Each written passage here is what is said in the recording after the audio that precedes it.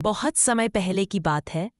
एक नगर में एक ब्राह्मणी रहती थी जिसका नाम वर्तिका था। वह अपने पति की लंबी उम्र के लिए बहुत प्रेमपूर्वक उपवासी रहती थी। वर्तिका का पति बहुत ही प्यारा और दयालु था, परंतु एक दिन वह शिकार करने के लिए जंगल में चला गया।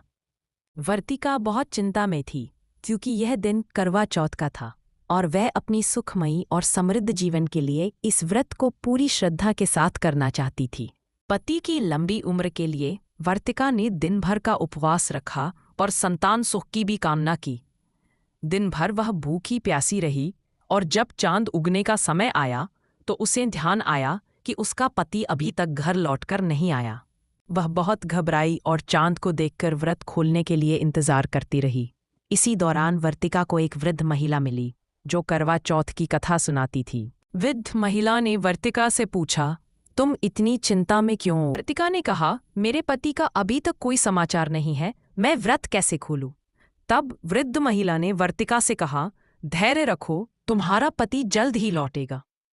वह महिला करवा चौथ की व्रत कथा सुनाते हुए बोली, जो पत्नी करवा चौथ का व्रत करती है उसके पति की उम्र लंबी होती है और वह हमेशा खुश रहता है। यदि कोई महिला सच्चे मन से इस दिन उपवासी रहती है तो वह कभी भी किसी प्रकार के कष्ट से ग्रस्त नहीं होती और उसका पति भी सुरक्षित रहता है। इसी दौरान वर्तिका के पति घर लौटे और वह भी अपनी पत्नी की भक्ति देखकर बहुत खुश हुए। उन्होंने उसे आशीर्वाद दिया और उसकी लंबी उम्र की कामना की। इसके बाद वर्तिका ने चांद के दर्शन किए और व्रत खोलकर भोजन किया। दोनों का जीवन सुख शांति से परिपूर्ण हो गया।